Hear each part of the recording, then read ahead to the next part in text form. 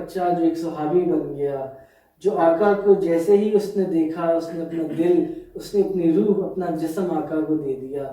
وہ چھپ چھپ کے آقا کو دیکھا کرتا تھا، وہ چھپ چھپ کے اپنے محبوب کو دیکھا کرتا تھا۔ کبھی کسی گلی سے گزر ہوتا تو حضور کی زیارت ہو جاتی۔ وہ یہودی بچہ تھا، اس کے والدین کٹر یہودی تھے۔ کافی عرصہ گزر گیا، اس نے حضور علیہ السلام کی زیارت مبارکہ نہیں فرمائی۔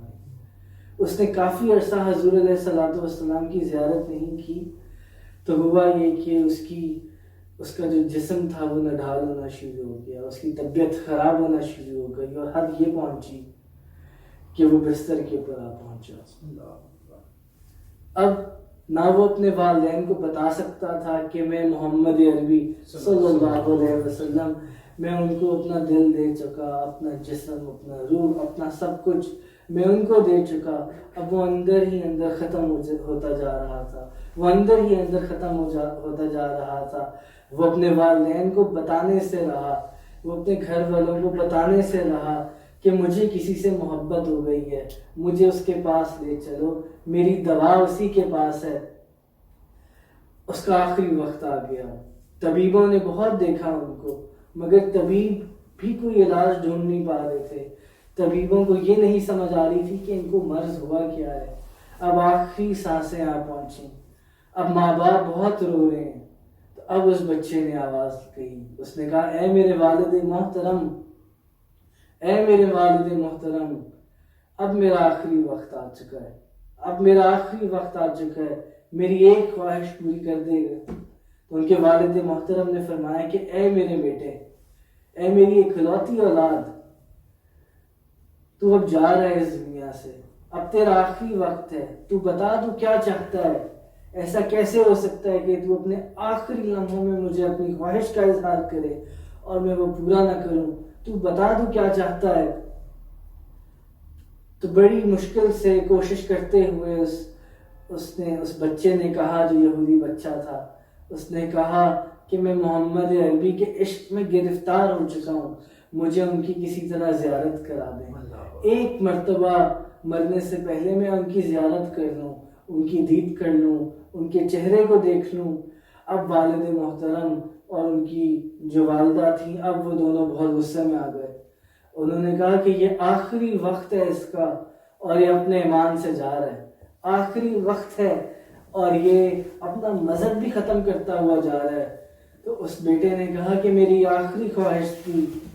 تو اس کے والد نے کہا اے میرے بیٹے، تجھ سے میں نے وعدہ کر چکا ہوں، تو اب میں حضور علیہ السلام سے عرض کرتا ہوں۔ حضور علیہ السلام کی بارگاہ میں پیغام بھیجا گیا کہ آپ کا ایک عاشق ہے، ایک یہودی بچہ ہے جو آپ کا انتظار کر رہا ہے، اس کا آخری وقت ہے، وہ جا رہا ہے، اور اس نے یہ خواہش کی ہے کہ مرنے سے پہلے ایک مرتبہ آپ کی زیارت کروں۔ تو آقا دو جہاں نے اپنے صحابہ سے فرمایا کہ صحابہ کھڑے ہو اور چلو اس کی طرف، اور حضور علیہ السلام صحابہ کو لیے اس یہودی بچے کی طرف گئے، اور حضور علیہ السلام پہنچے تو اب اس کی آنکھیں بھی نہیں کھل رہی تھیں۔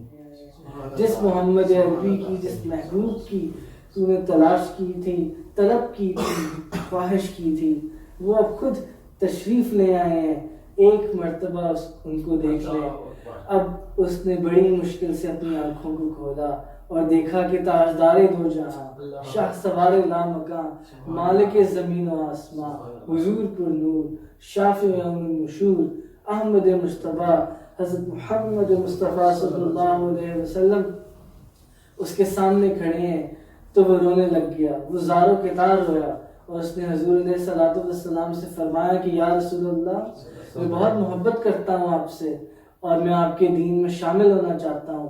تو حضور علیہ السلام اس نے فرمایا کہ یا رسول اللہ، میں آپ سے بہت محبت کرتا ہوں۔ تو حضور نے فرمایا کہ میں تیری ضمانت دیتا ہوں قیامت کے دن۔ تو حضور علیہ السلام نے پھر اس کو کلمہ پڑھایا، اور پھر وہ صحابی بن گیا۔ اب وہ ایک صحابی رسول ہیں جن کا مقام تابعین، تبع تابعین اور اولیاء الزام سے بھی اوپر ہے۔ وہ ایک لمحہ تھا، وہ آخری سانسیں تھیں جس میں حضور علیہ السلام نے ان کو اسلام میں شامل فرمایا اور ان کو صحابیت کا درجہ عطا فرمایا، جو تابعین، تبع تابعین اور اولیاء العظام سے بھی بڑا مرتبہ ہے۔